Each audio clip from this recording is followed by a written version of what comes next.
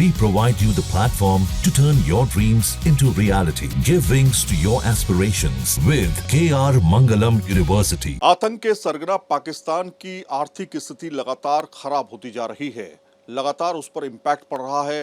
अब माना ही जा रहा है कि वहां का टूरिज्म तो एक तरह से ठप ही हो चुका है। भारत से जिस तरह से उसने पंगा लिया, उसके बाद से लगातार आप देखेंगे आर्थिक स्थिति के तौर पर पाकिस्तान दो मुँहे पे आ चुका है और दो राहे पे आ चुका है।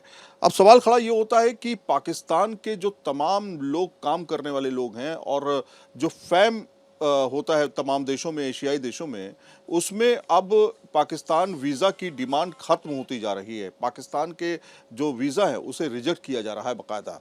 और यही नहीं, पाकिस्तान का साथ देने वाले तुर्की और अज़रबैजान के भी वीज़ा को रिजेक्ट किया जा रहा है। एक आंकड़े के मुताबिक करीब 25,000 करोड़ का नुकसान पाकिस्तान को अब तक हो चुका है।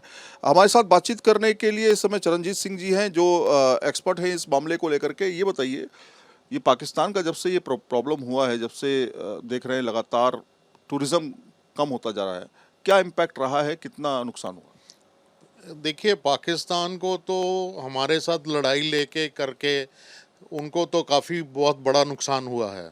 उनकी इंडस्ट्री पहले ही, इकोनॉमी उनकी तो बहुत ख़राब थी, लेकिन अब लड़ाई के बाद तो बिल्कुल ज़ीरो हो गई है।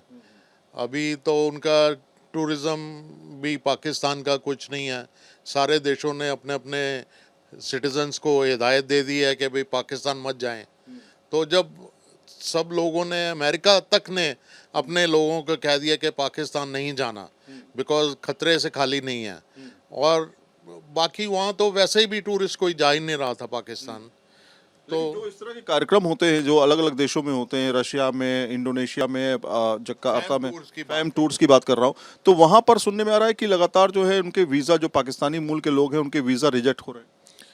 हाँ, उनके बिल्कुल हो रहे होंगे, क्योंकि पाकिस्तान के लोग इस वक्त पूरी दुनिया पाकिस्तान से डरी हुई है, क्योंकि पाकिस्तान एक टेररिस्ट देश, रॉग नेशन बन गया है। मतलब वहाँ की आर्मी ही सब कुछ करती है। वहाँ पे जो पॉलिटिकल प्राइम मिनिस्टर जो इलेक्टेड हैं, लोगों के नुमाइंदे हैं, वो बिल्कुल फेल हो चुके हैं। वहाँ पर मेन तो आर्मी डिक्टेटरशिप ही आ गई है दोबारा से। ये जो शहबाज शरीफ पाकिस्तान के प्राइम मिनिस्टर हैं, वो एक रबड़ स्टैंप हैं।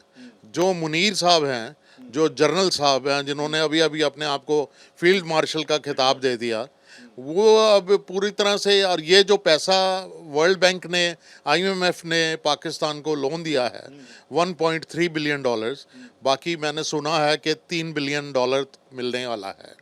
और वो $1.3 billion mainly Pakistan army use करेगी। वो क्यों यूज़ करेगी? वो खालिस्तानियों को पैसा देगी, वो टेररिस्ट को पैसा देगी जो कश्मीर में आतंक फैला रहे हैं, उनको सबको सपोर्ट कर रही है। And it is not a secret anymore. सारी दुनिया जानती है कि ये जो ISI पाकिस्तान की इंटेलिजेंस, इंटर सर्विसेज इंटेलिजेंस है, ये सिर्फ टेररिस्ट को ही सपोर्ट करती है।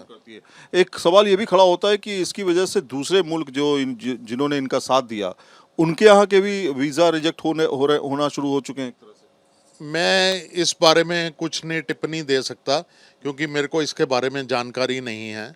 लेकिन हमारे हिंदुस्तानियों का, टूरिज़्म इंडस्ट्री से मैं रिलेटेड हूँ, तो मेरे को इतना मालूम है कि हमारे जो IATA है और IATO है, IATO एक हमारी टूरिस्ट बाउंड वो बाहर लेके जाती है, टूरिस्ट को बाहर लेके जाते हैं, तो उन लोगों ने अपनी एन मास कैंसलेशन कर दिया। Turkey was a very prime tourist country destination. Azerbaijan was India के लिए बहुत अच्छा था, क्योंकि हमारे पैसे की वैल्यू थी वहाँ। लेकिन अब अज़रबैजान और टर्की सब कैंसिल हो गया। हम खुद, मेरा एक ग्रुप जाने वाला था बाकू, हमने वो कैंसिल करके अब हम सोच रहे हैं दुबई जाएं। जो दुश्मन देश की तरीके से ट्रीट कर रहे हैं उनको छोड़ करके दोस्ती की तरफ जाएं। दोस्ती की तरफ जाएं। जाहिर तौर पर इस तरह के इम्पैक्ट जो है वो पाकिस्तान की इकोनॉमी को हिला रहे हैं। केवल एक ही सेक्टर नहीं बल्कि कई ऐसे सेक्टर हैं जहां पर गिरावट दर्ज की जा रही है और पाकिस्तान इससे बुरी तरीके से प्रभावित हो रहा है। वीडियो जर्नलिस्ट जयंत के साथ Saeed Aamir Hussain, news nation, Delhi. News nation अब व्हाट्सएप पर खबरों की ताजा अपडेट के लिए न्यूज नेशन के इस QR कोड को स्कैन करें।